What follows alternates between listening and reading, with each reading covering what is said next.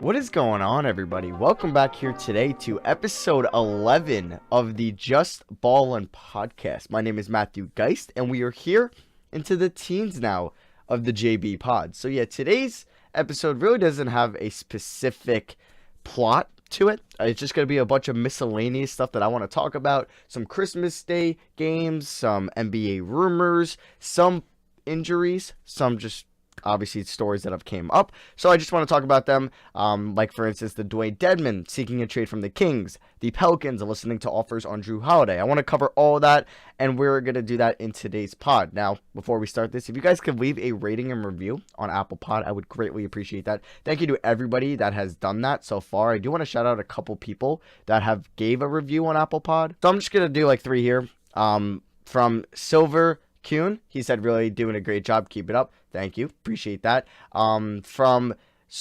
2KYT fan, he said, SROS plus Christian equals amazing. Great pod. A lot of Knicks talk, but it's really fun to laugh at a realistic Knicks fan. Very realistic opinions. Thank you for that. He uses a lot of advanced stats to go in depth. And then the side shot.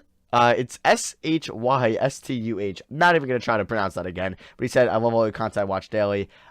Thank you for just the pod. And I was like, thank you. Just seeing your review just means a lot. And then if you're on Spotify, just follow there. And then YouTube, obviously, you can leave a comment or just a like on that. And I appreciate that. So yeah, we're going to just talk about a bunch of things today. But the first things I want to talk about is the Christmas Day games. Now, I'm going to talk about 3 of them. And I believe it was the first 3. No, scratch that. The middle 3. Yeah, the middle 3. So the first one was the 76ers Bucks.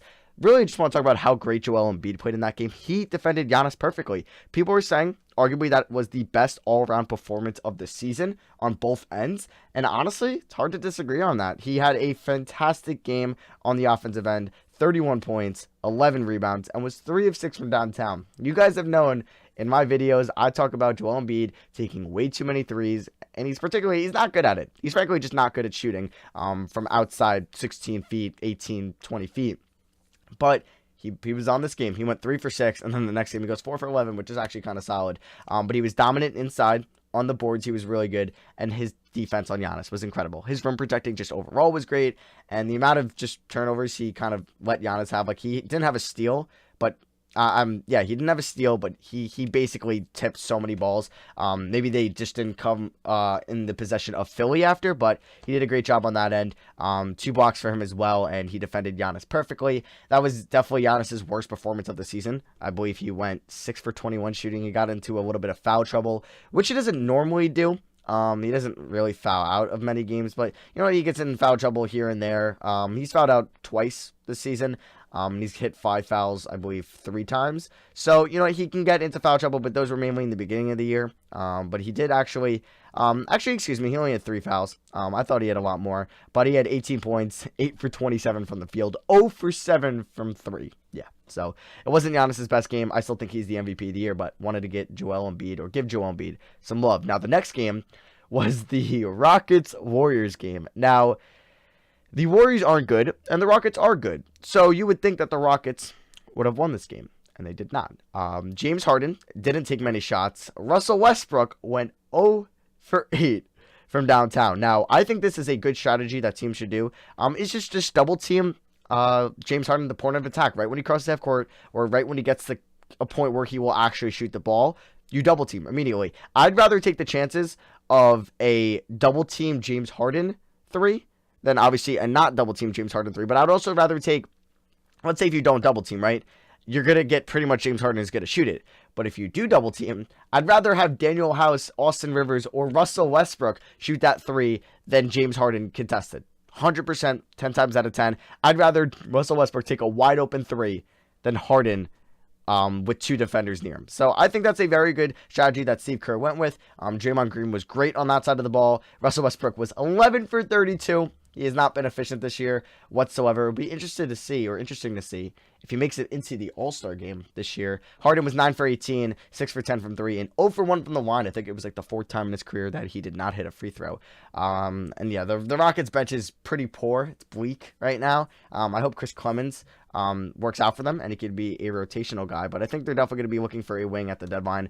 Can't be somebody too expensive because obviously they can't afford it. I don't think, unless the Kings are out of it. I mean, if they can get Bogdan Bogdanovic, that'd be nice, but I don't think like a first can get it done. Yeah, Clemens, he's been up and down this season with the Rockets. He's been obviously in the G League a little bit. He's had a bunch of DNPs, but yeah, I like his game, and I think he could be a solid bench piece for him. I don't know. I think he's better than what Ben McLemore can honestly give you, or Gary Clark. I'm not too high on those guys. And the Warriors played great. Dewayne Dedmon had a really good game. Devo had a solid game as well. He was 8 for 19 from the field, but only 1 for 10 from 3. So he was 8 for 9 on 2s, which I think was a career best for him, efficiency-wise on a certain amount of attempts. But yeah, Damian Lee was really good. Draymond Green was also really good. And shout out to the Warriors getting a Christmas home win on their home floor. Yeah. So the last game I wanted to talk about was the LA LA Clipper game. Now, this was obviously the highest touted game going into the Christmas Day games because it's Battle of LA. We saw this opening night. The Clippers got the better of the Lakers. Lakers have been better since overall wise, but everyone wanted to see these two match up, and it was a great game. Lakers were in control for most of the middle of the game, but the Clippers did come back in that third quarter. At the end of the third quarter and then the fourth quarter, they ended up winning 111-106, and the final play of the game was Patrick Beverley knocking it out of LeBron's hands. I think they decided to review it based off time, I think, or if it was a foul. I think it was mainly off time, but then I think it caught the eye that it hit LeBron's hand, but maybe that's what they thought regardless. But yeah, it ended up barely tipping off LeBron's hands. I think that's a good call. If it hits you last, it should be out on you. It doesn't matter if that's the opponent knocking it out.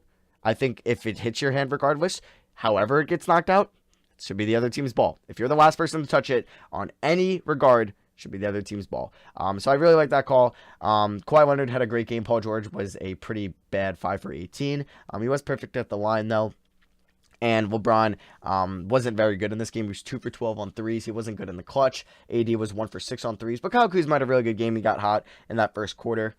He hit like 4 straight buckets, which was cool to see for him. So, yeah. And then we could transition to the Nuggets Pelicans. But I just want to talk about the Nuggets because we can transition to our next topic here, as the New Orleans Pelicans have now listed Drew Holiday, available in trade talks. So, yeah, Drew Holiday has now been available in trade talks that David Griffin and Trajan Langdon probably made publicly. So let's talk about this. Now, I want to do episode 12 of the pod. I think Tom's going to come back on, who was on episode 10. And we're going to give you guys like 10 trades about the deadline. And I think a couple of them will be Drew Holiday trades. We're going to do like 10 trades each, 5 realistic, 5 ones we would love to see. But yeah, I do want to talk about 3 teams that I think could trade for Drew Holiday. Now, the first one I really want to see get done is the Denver Nuggets. Now, I don't know how effective Drew Holiday would be in that system because it's a slowed down system. Obviously, it's more of a run and gun, fast-paced offensive tempo in New Orleans, and it's more of a slow down. The Nuggets have the slowest pace or lowest pace, whatever you want to call it, in the NBA. So you wouldn't really think that Drew Holiday would be the exact same Drew Holidays we're seeing now once he gets to Denver. So yeah, if you look at pace, the Denver Nuggets are second to last. Okay, the Sacramento Kings are last. So I was wrong. I thought the Nuggets were last time I checked. And the New Orleans Pelicans are 5th. So that's definitely a big change in pace there. And this would, I think, make Drew Holiday the primary ball handler, which I do like to see. I think Drew Holiday is a fine ball handler. But then you're kind of questioning, can Jamal Murray work off ball? Or is he more of just a shifty pick and roll, getting dribble handoffs, going around screens kind of guy, not really a slasher, moving off ball type dude? I think he's shifty enough. I think he's quick enough. I think he's got the footwork. Wow. Yeah. It's been a long morning for me. But yeah, the footwork of Jamal Murray.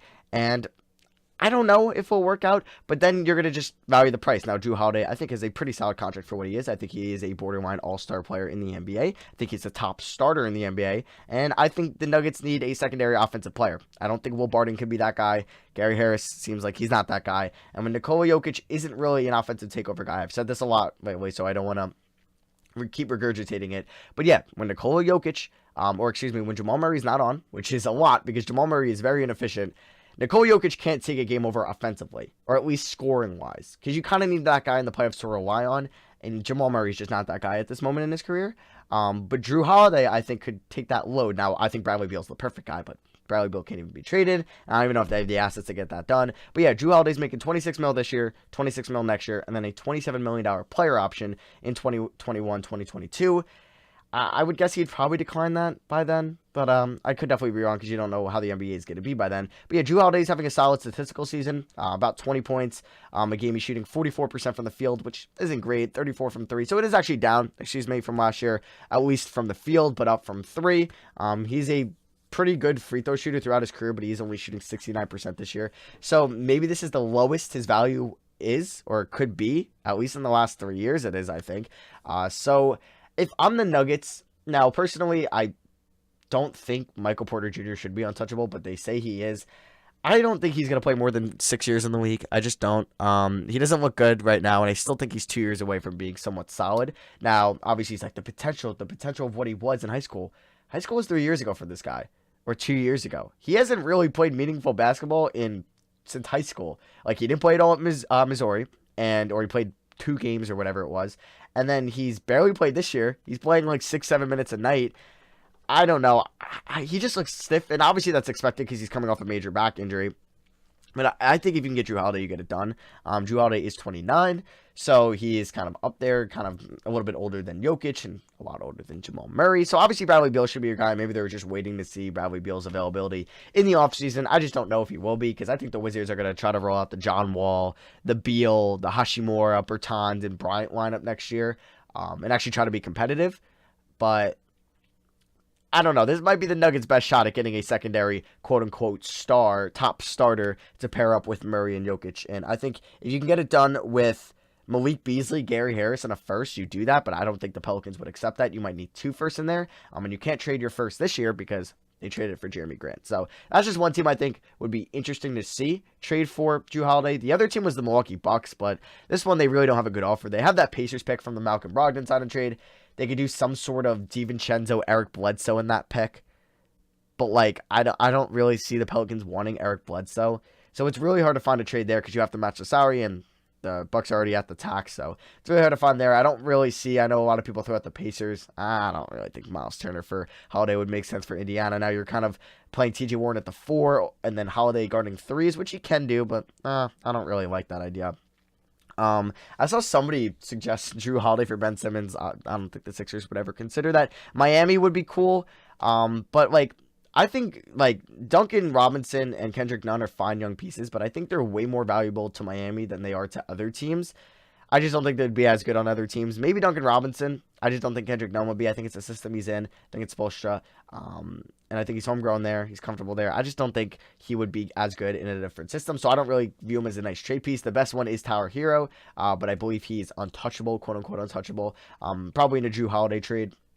So if you can somehow do James Johnson, you'd probably have to do Justice Winslow in there. James Johnson, Winslow, and Nunn. Does that even get it done? I don't know. It depends if the Pelicans really like Winslow, but I don't really see that happening. And yeah, like the Clippers, I mean, you can probably give up Jerome Robinson, Mo Harkless, I don't know, JaMychal Green in a first, but I doubt the Pelicans or the Clippers even consider that. The Mavericks would be nice, but they don't really have the first. I mean, you could maybe do Brunson, Kleba, Brunson, Powell, and Tim Hardaway, something like that. I just don't really see the Pelicans doing that. So really the best trade, or even Minnesota, maybe they would do something like Jeff Teague and a first. Maybe. If the Pelicans really want to sell low on Jrue Holiday, because this is the lowest his value has probably been compared to what it was in the offseason when it was really high, and David Griffin gave him MVP praise going into the year. So I think that a team should trade for Jrue Holiday. I don't think the Pelicans should trade Jrue Holiday because I think they're going to get a top pick in the draft. They're going to get Zion back. They're going to have cap flexibility in the offseason. They're going to get another year of development out of Brandon Ingram. And I don't think Lonzo's going to be much, but they're going to get these guys back next year. They're going to have continuity. I think you try to compete next year with Jrue Holiday. That's what I think you do. You try to draft the center. Maybe you luck out again. You could draft a James Wiseman, or you can somehow create cap space. You can move Redick. Favors contract is up, and then you can go after Andre Drummond, or you can try to trade for Steven Adams and get that rim protector that's better than Jackson Hayes immediately, and try to contend next year. I don't think you should trade Jrue Holiday from the Pelicans, because you're also going to have to pay probably Brandon Ingram the max come June. So yeah, that's my take on the Jrue Holiday news. Now, apparently, Dewayne Dedmon wants out of Sacramento. That Shams reported on, I believe, the 26th, the 27th. And Dewayne Dedmon has been bad this year. I mean, he's lost his starting spot to Rashawn Holmes, and he lost it kind of like right away, like in training camp, because Adam Filippi, who I was talking to at the scouting experience thing I did with TPG Sports Group, he was talking about, because he's the director of scouting for the Kings, like in training camp, Richaun Holmes was whooping everybody's ass. He was whooping everybody's ass, and they were like, all right, he's our starter. He's our starter. Like, opening night, Dewayne Dedmon played 14 minutes. Yeah. He's only played over 20 minutes 4 times this season. He's played 20 minutes, 28, 27, and 22. Yeah. He has not played a lot this season. And over the last 10 games, he's played 3 times for 8 minutes, 5 minutes, and 2 minutes. Probably going to get traded. Now, if I'm Sacramento, I'm not trying to... I mean, I don't really like Dewayne Dedmon. I thought it was a little bit of an overpay. I really like the Richaun Holmes contract. I thought the Corey Joseph was a little bit of an overpay as well.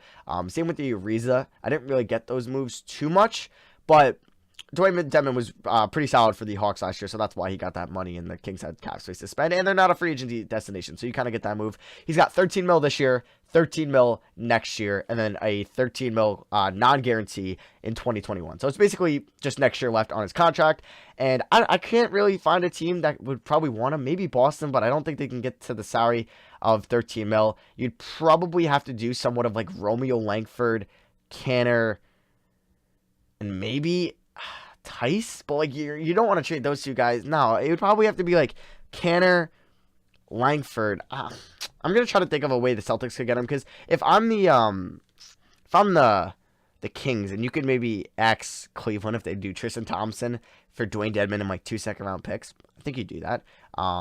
And then you try to compete for the playoffs this year, and you get Tristan Thompson, who could be a very good backup center behind Richaun Holmes, and maybe you'd like to be there on a winning team.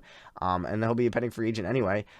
Yeah, I'm looking at the Celtics salaries now. You have to get to 13 mil. So you'd probably have to do Canner, which is about 5 mil.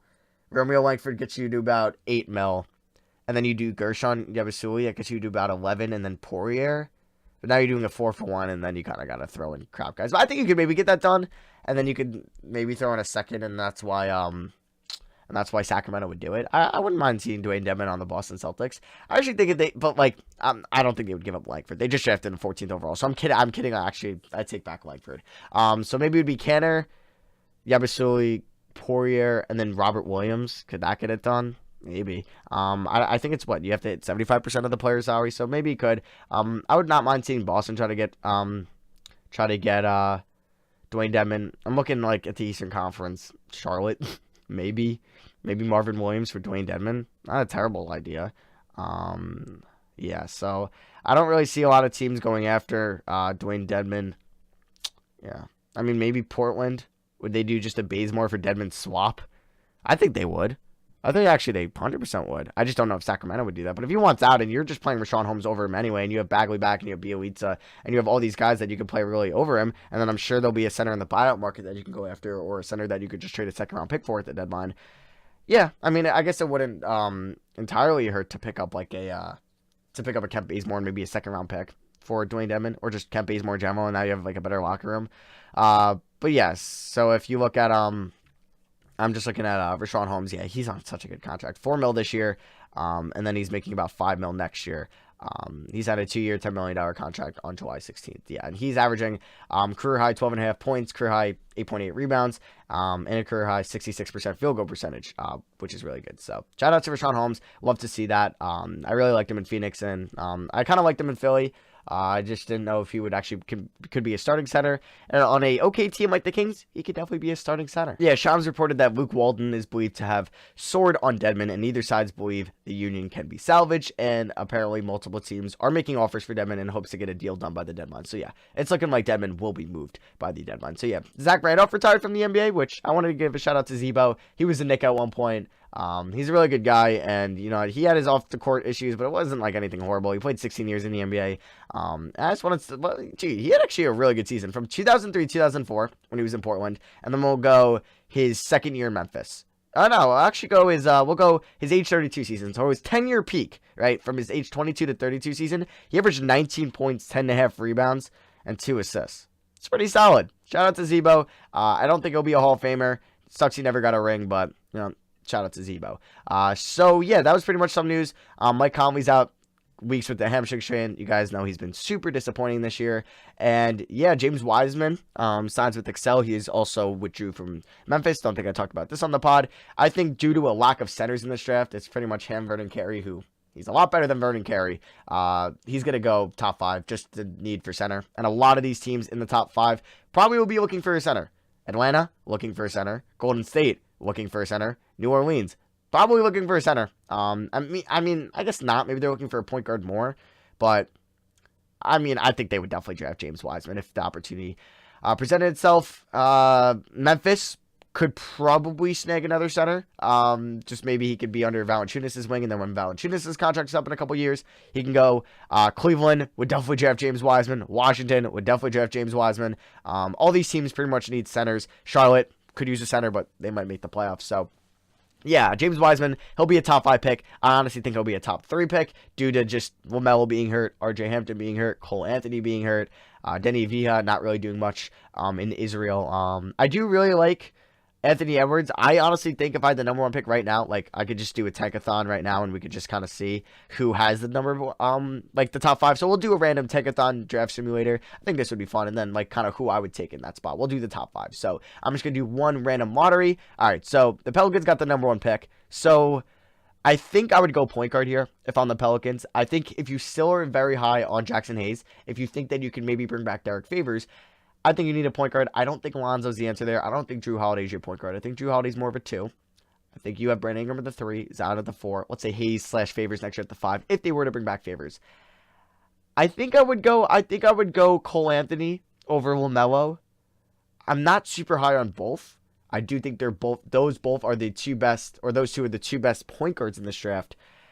I think it would be, all right, so let's say, I'm trying to think who I would go with the number 1 pick if I'm the Pels. This one was tough. Okay. I'm going to say, because I really like James Wiseman, but then you're kind of giving up on Jackson Hayes. I guess it doesn't hurt to have 2 rim running centers. Okay. Let's say the Pelicans take, I don't think they would take LaMelo just because of Alonzo. Let's say they take Cole Anthony, right? Let's say they just take Cole Anthony number 1. Atlanta at 2. See, now I like Edwards to Atlanta. I do.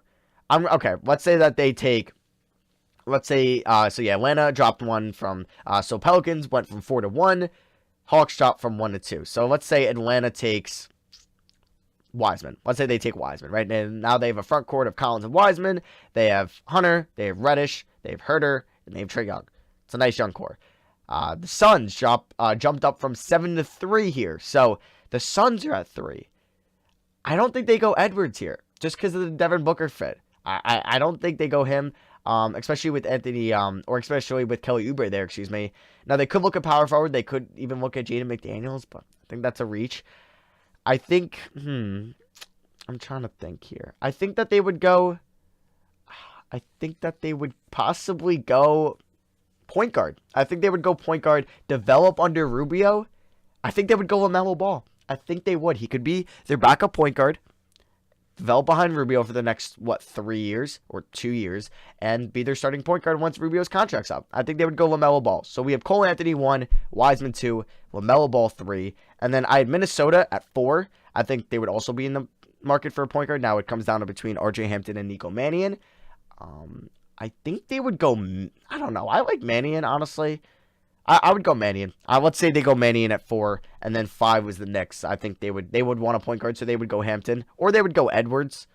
I don't think Edwards falls on the top 5, so yeah, never mind. I don't know. It's really hard to predict this year's college basketball because there's really no true number 1. I think it's personally Anthony Edwards, just based off we're going to see him fully this year. I don't think Georgia's particularly very good, and I believe Anthony Edwards is averaging about 24 points this year and 2.5 steals. His shooting percentages aren't great, but he's 18, and kind of expect that from a college kid. So I think Anthony Edwards is the best player in this draft, and then I would probably go Wiseman 2, just based off what I've seen. And then probably 3, I would go Cole Anthony, 4, LaMelo, 5. 5 is tough. I like Nico Mannion more than RJ Hampton. A lot of people like Obi Toppin too. Maybe Minnesota would go Obi Toppin. I don't know. Or Phoenix would. I don't think it would go that high. So yeah, it's a big point guard draft because you got LaMelo, you got Cole Anthony, you got RJ Hampton, who's kind of a combo guard. Nico Mannion, Tyrese Halliburton from Iowa State is having a really solid year. I believe he is a sophomore.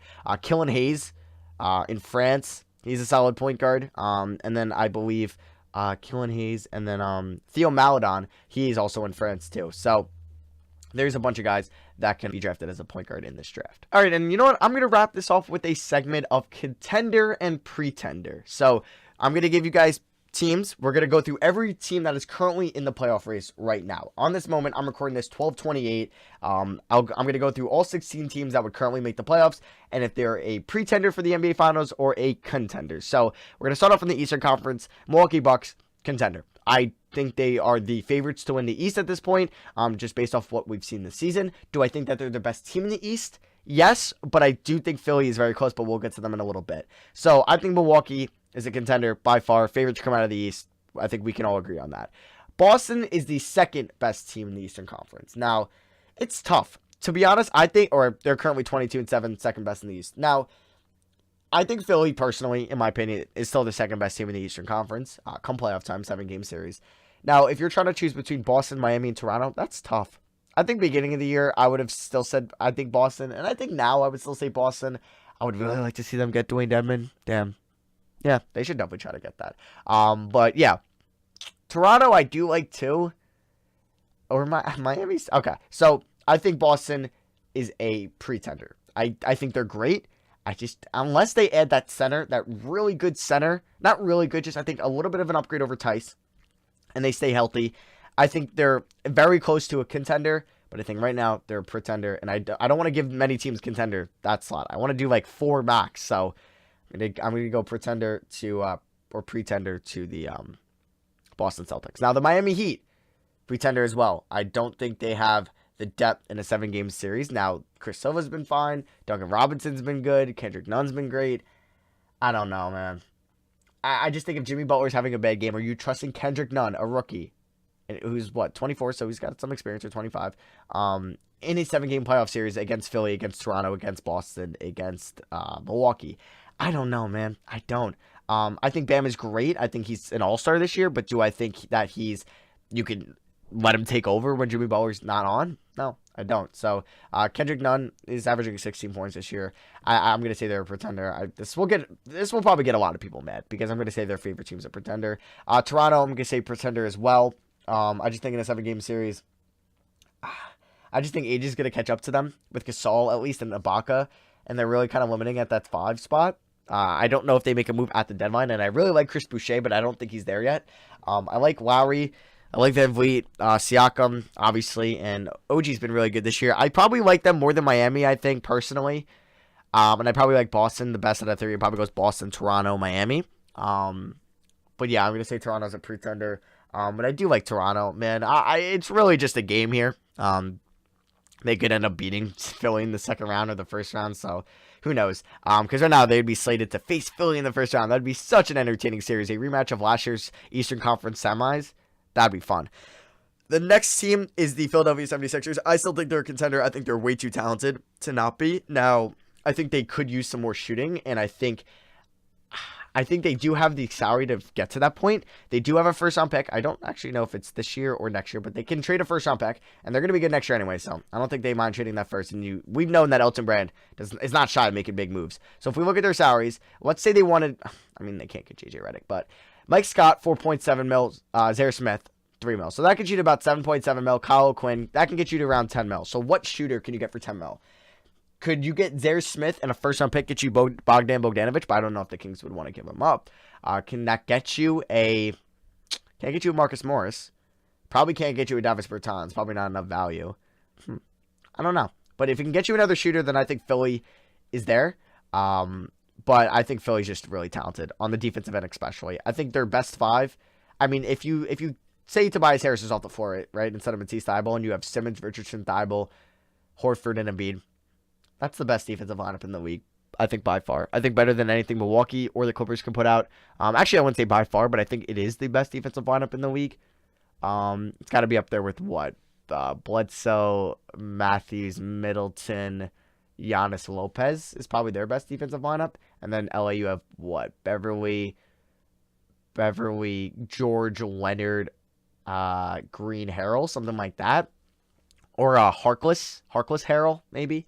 I still like that Philly lineup. So yeah, I think Philly needs another shooter. I don't think you can rely on just Harris and Korkmaz to be your shooters come playoff time. So yeah, I think Philly contender, and I think I'd feel even more comfortable if they made a move at the deadline. Indy, love Indy. They deserve love. With all doing this with all Oladipo, but I think they're still a pretender. I still think you need Turner to develop more. He's having a poor season than what you'd expect from him. I think Sabonis having a fine season, but yeah, I think they're a pretender because I think they're great. But if I didn't give Toronto, Boston, or Miami the contender slot, I'm not giving it to Indy. Brooklyn pretender this year, contender next year.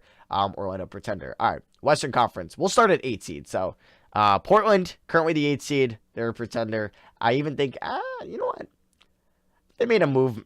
I think they would have to make 2 moves. They would have to probably move on from Whiteside and Bazemore and get 2 really good rotational guys to maybe be considered contenders. But yeah, right now they're pretenders and they're 2 moves away. And they need Nurkic and Collins to come back full strength to be contenders too. Thunder pretenders, but shout out to them. They might just mess around and make the playoffs. Jazz pretenders. I like the Clarkson pickup. Only cost you 2 seconds, and you kind of another year of Exum, so that saves you money next year. And now you can kind of afford to bring back Clarkson. But I still think they're pretenders unless Mike Conley comes back to normal Mike Conley. And that's still, I think, hard to put them in that contender slot. Dallas, pretenders. They might be contenders next year. But this year, I don't think Luka can take them over any of the LA teams. Houston, I want to say, no, they're pretenders, man. They're pretenders. I don't even want to go into Houston. Denver, or currently the Clippers are the 3 seed. They're 23-10. They're contenders by far. I think they have the best lineup in the league when everyone's out there. With Beverly, what do you usually put out? Beverly, Lou Will, George, Leonard, Harrell. I think that's by far the best starting 5 in the league. I have them as contenders. I had them as the favorite coming into the year to win the title. I still think they are. Nuggets, pretenders.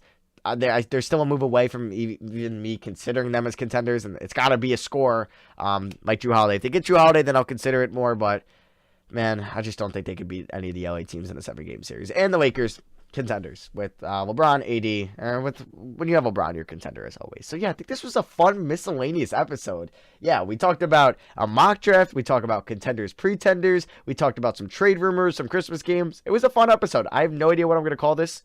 I have no idea what I'm going to put the title as, but this was fun. Yeah, this was episode 11 of the Just Ballin' podcast. Now, I think in episode 12, Tom is going to come back on, who was on for episode 10, where we gave our top 20 players of the season so far. And we're going to give you guys, I think, 10 trades each was what we were talking about. And we're going to do 5 realistic, 5 kind of fantasy trades that we would like to see happen. So we'll have 20 trades. It'll be a fun episode. And yeah, I think that will come next. So yeah, that is going to be for me. Thank you all for listening. If you're on YouTube, Spotify, Apple Pod, I greatly appreciate it. I stuttered on my words a bunch in this episode. Yeah, not the greatest speaker, but I feel like I am getting better. Just I haven't kind of recorded a pod in like 10 days, so maybe I'm a little rusty, but I can't use that as an excuse. So yeah, that is going to be for me, though. Thank you all for listening. I love you guys. I'll see you guys in the next pod. Peace, y'all.